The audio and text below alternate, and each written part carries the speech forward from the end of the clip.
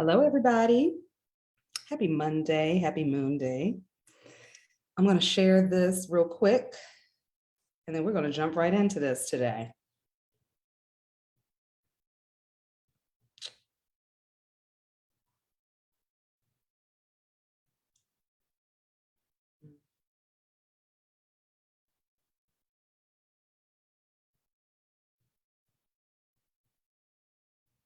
How did this live end? What?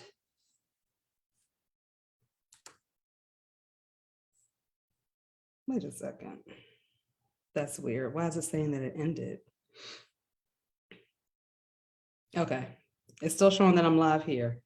All right, 1 second, you guys. Let me share this.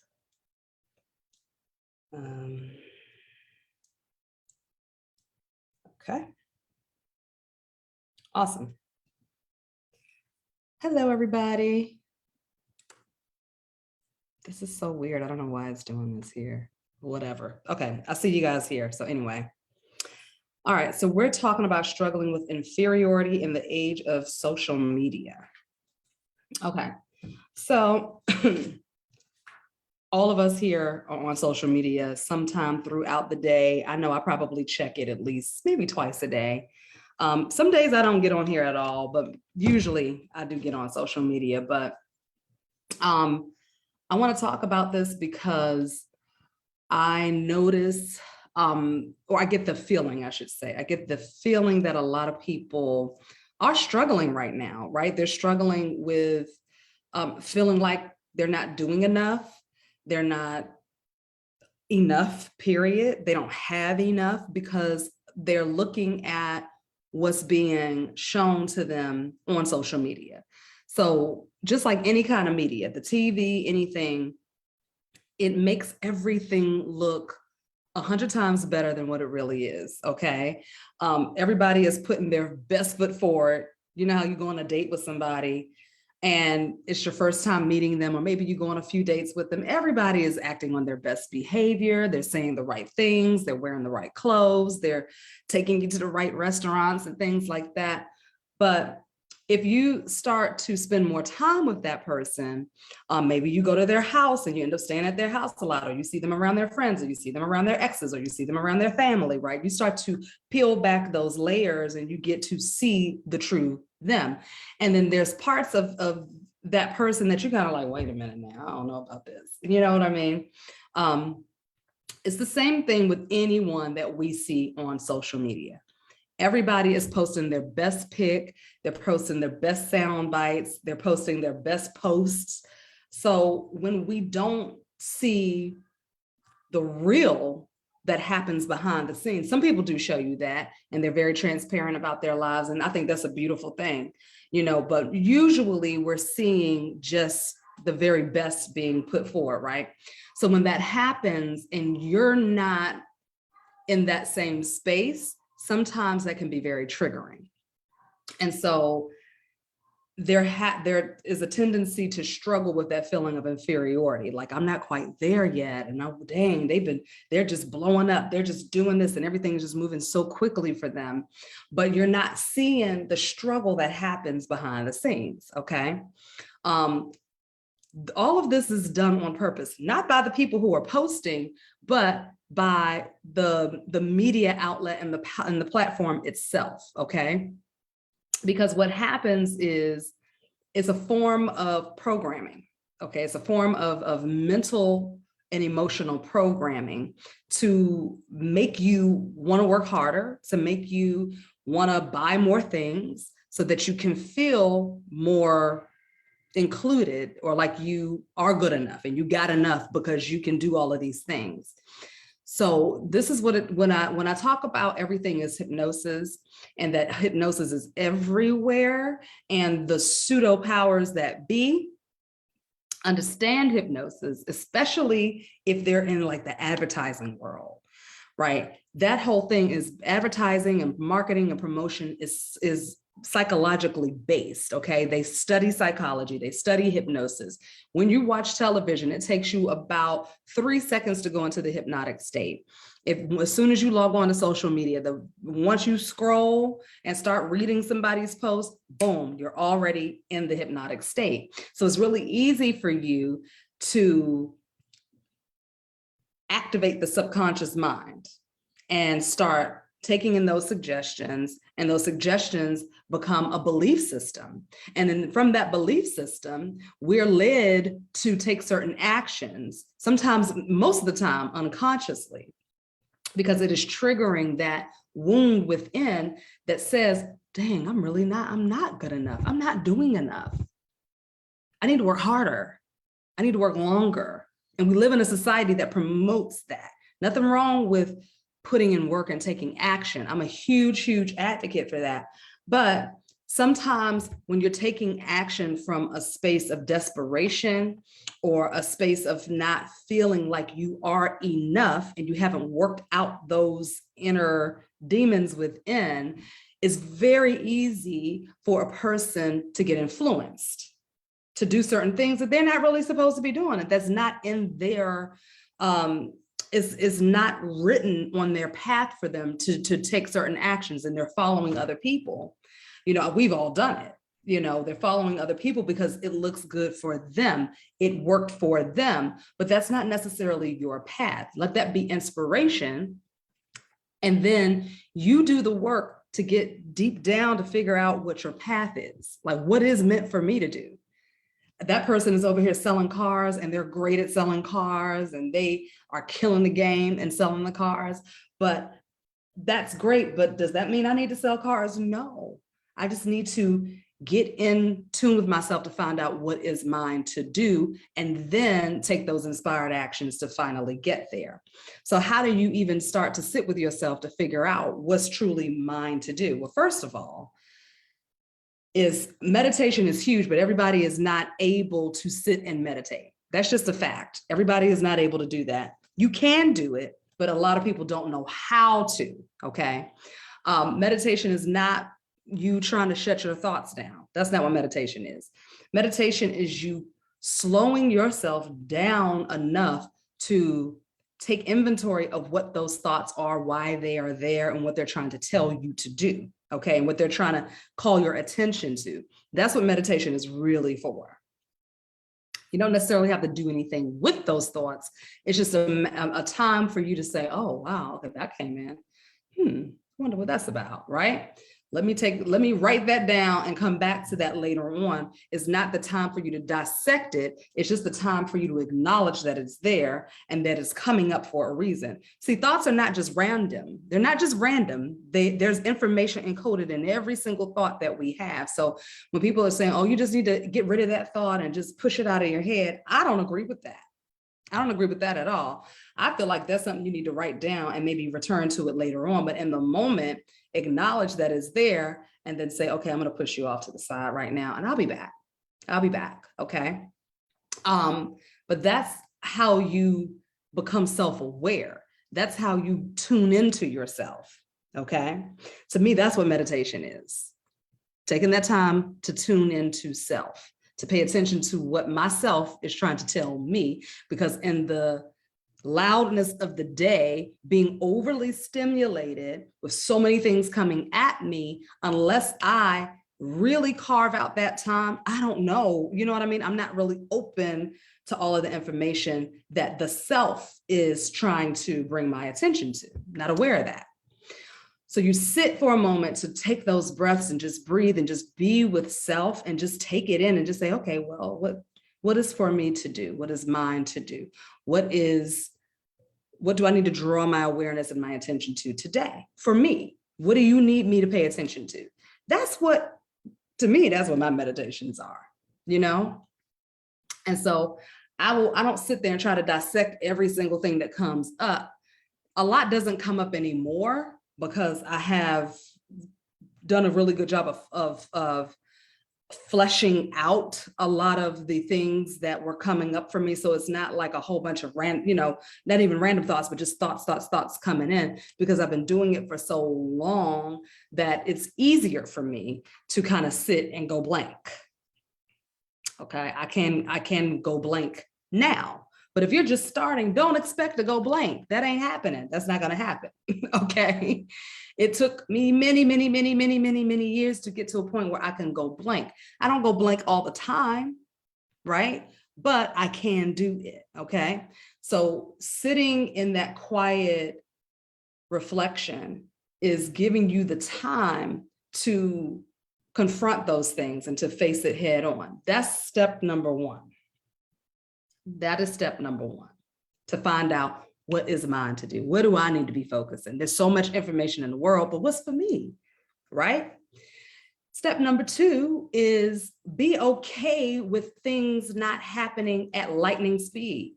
It's okay to just know what you're supposed to do and then breathe with that, sit with that. We also live in a time where everything is like rush, hurry up, get it.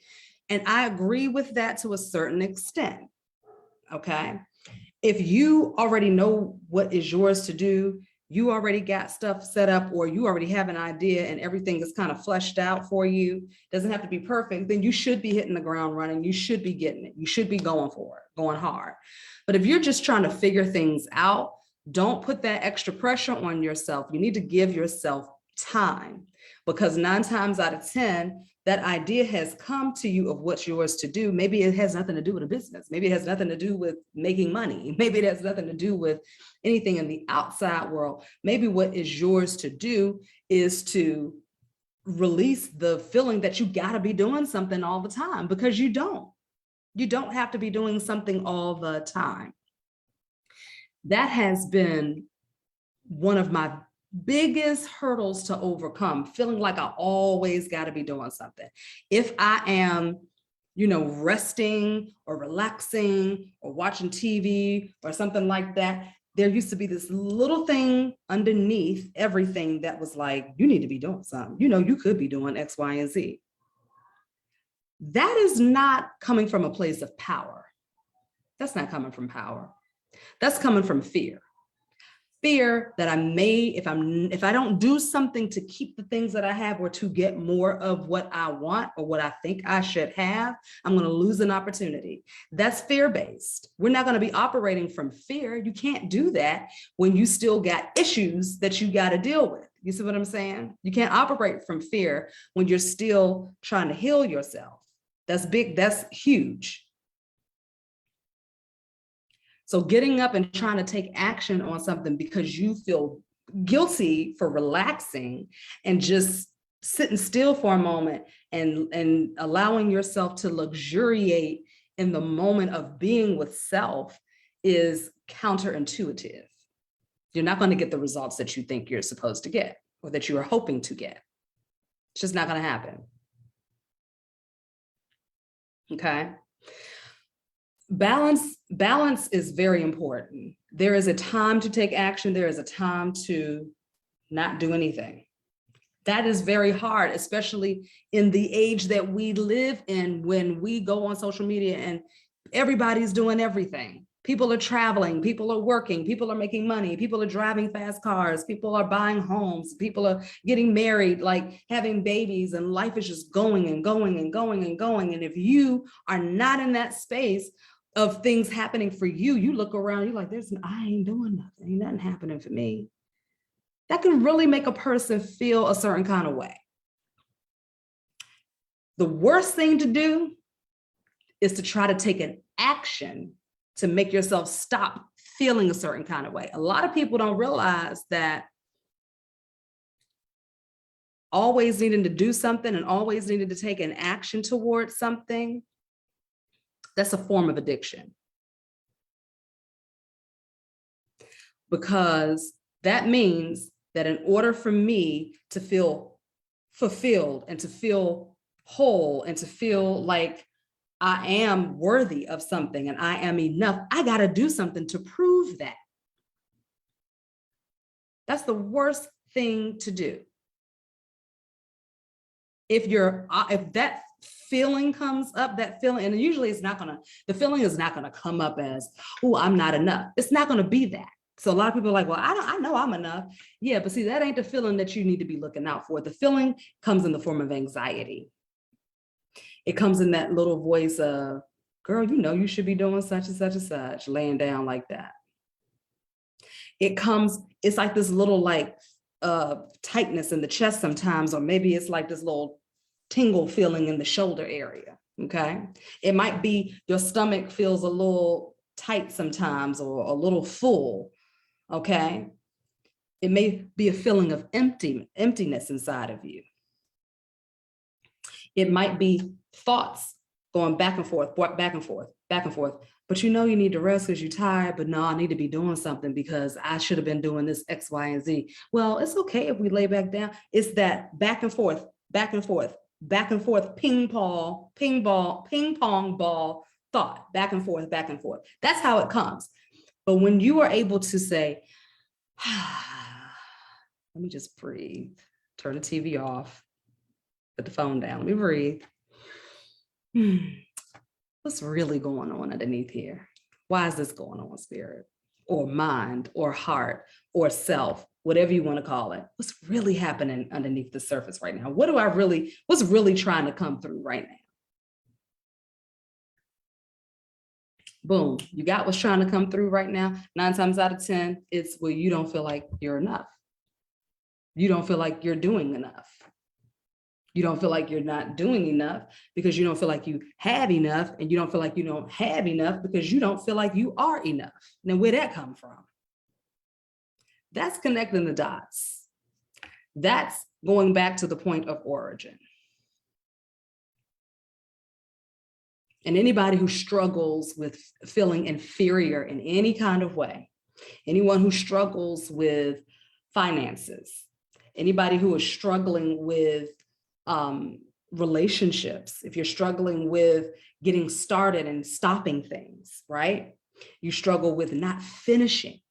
You struggle with starting. You struggle with procrastination. You're not lazy. That's not laziness. 9 times out of 10, it's anxiety. It's fear. It's fear of success, and it's fear of failure. It could be either or, it could be both. But the only way you really understand what's going on is if you stop and ask the right question.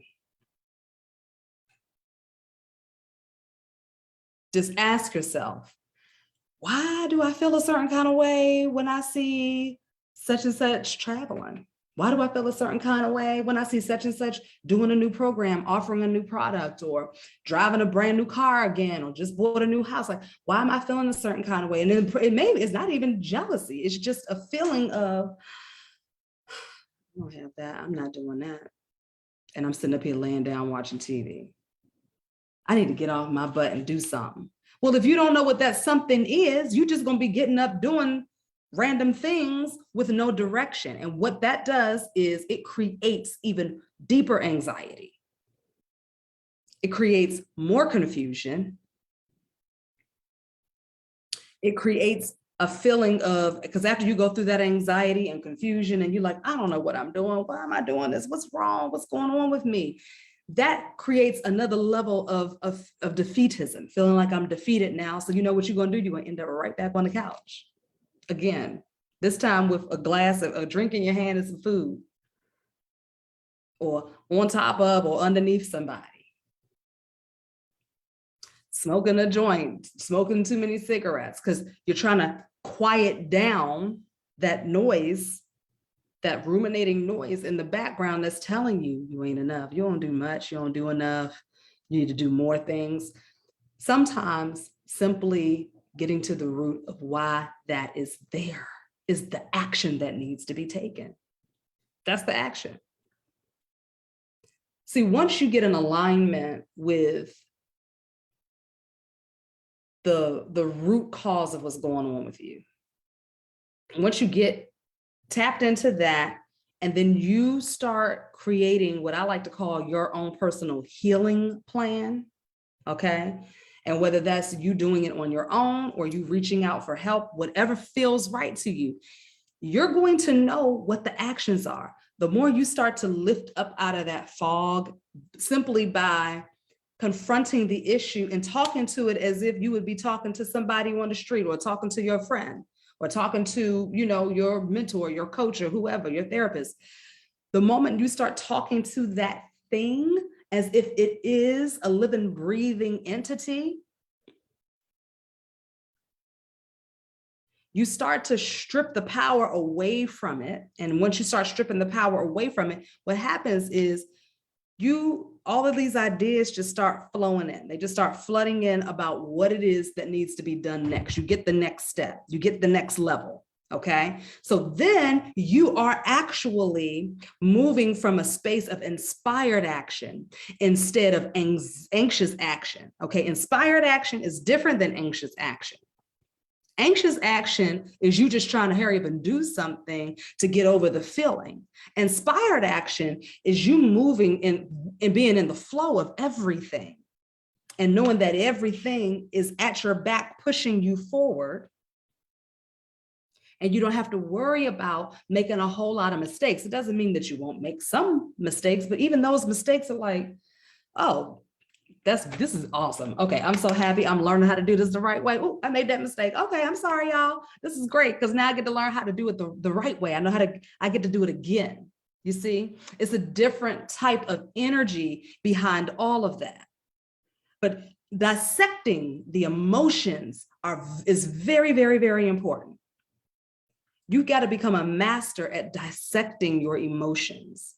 And what that means is not being afraid to just sit sometimes and just ask yourself the right questions. Why do I feel like this? Why do I feel like I need to do that?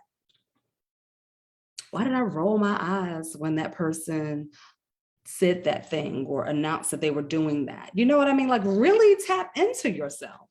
Figure it out. It's okay to do that. Do that with yourself. That is self-love. That's self-love over everything else. You can go get your hair done, your nails done, and take yourself on vacation and pamper yourself. But those things are you pampering yourself and taking good of yourself aesthetically, right? And it's good for the soul too. But real self-love is tapping in to that space within you. You're tapping into that and you're asking the highest part of you the right question, so that you can move through the toxic cycle that you keep finding yourself in over and over and over and over again that doesn't get you anywhere. It doesn't really get you far. It doesn't. You know it doesn't. Because anything that bothers you on this little blue app or whatever apps you might be using, anything that bothers you on there, right?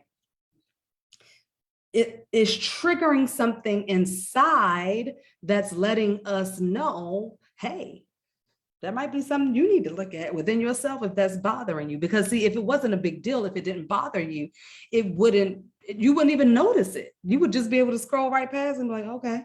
Think about how many things in the day that you scroll through on social media and it don't bother you at all. You don't care. It's probably about 50,000 things that you see that doesn't bother you. Right now, I see hiring easy as pie, spin to join. That don't bother me. I see some people, I see a post that Satin did. I see a post of Amira. I see my friend posted about her hair. None of that bothers me, right? But if I come across something that does bother me, I need to sit with that and be like, what? See, most of the time we look at stuff and be like, oh God, and we just keep going. But what would happen if for a week you said, let me figure out why that does bother me so much? Not from a place of judgment, not that you need to go down a rabbit hole for, but just as a science experiment. To just kind of say, you know what, I think I'm gonna just check in and see what is this? Why does that trigger me a little bit? And a trigger doesn't have to mean that it drives you so crazy that you feel like breaking stuff and cussing somebody out. Sometimes a trigger can be very subtle. It could be very subtle. And once you learn how to tap into yourself, that sensitively, right? to where you notice the subtle triggers in yourself and you're like, that's a little triggering for me. I wonder why. But the first thing we usually do is say, oh, that person got an issue, such and such and such and such, right? We usually throw it right back at the person who caused the trigger. But if it wasn't a trigger, then 9 times out of 10, we would probably just be like, whatever. Because I've been in situations where somebody I'm with got triggered by something that somebody else said, and I didn't get triggered. And they was like, did you hear what that did? Something? I was like, oh girl, I didn't pay no attention to that. Or yeah, I heard it, but I don't know. It didn't bother me. You see what I'm saying? So 9 times out of 10, when something triggers us, we're throwing it right back at the other person. That's usually what happens, or we're throwing it back at that situation, or the way they worded something, or the way they said something, right? And we're taking it in personally, but really what's happening is the nervous system is trying to alert us to let us know, yo, this bothers you because you got some shit you need to handle. You see what I'm saying, right? So my challenge is this week, take about 7 days and just kind of pay attention to yourself. This is an exercise in you drawing awareness to you and paying attention to self, right? And just see what little things trigger and what maybe is a bigger trigger, right? And just tap in and ask yourself, why does that bother me so much? Why would that get on my nerves like that? Why would, it's just information. I just want to know why that would bother me. See what comes up. This is a fun exercise to help us just tune into ourselves more and to have a little bit more compassion for other people. You know what I'm saying? Because really everybody is your teacher. Everybody's your teacher. I don't care how much you dislike them. I don't care how much you think they're throwing at you, how much you think they hating on you. They're your teacher, because if they are hating on you and you feeling the hate and it's making you feel a certain kind of way, that is an indicator that there's a button that's real sensitive. There's a button that somebody can push inside of you to set you off. You need to ask yourself, why? Why? What makes me feel inferior? What makes me feel like I'm not enough? That it could be the thing that is blocking you from the next level, from the next point in which you're supposed to be heading in, right? It could be. All right. So we're getting ready to start our Breaking Chains, Overcoming Codependency program again. We're going to be starting that in the month of April. I am accepting signups now. So you can go to opendoorhypnosis.com and you can click on book a free consultation at the top of the screen, and we could talk about whether or not the program is a good fit for you. I'm also going to be introducing the emotional healing program, which is going to help with alleviating those feelings of suspicions, those feelings of feeling like you're going to be betrayed and expecting the worst. Because I'm seeing a lot of that happening, especially with the energy of right now, of, with all of the hostility and the hostile energies that are happening in the world and the universe and the ethers right now, right? So those 2 programs will require a consultation appointment.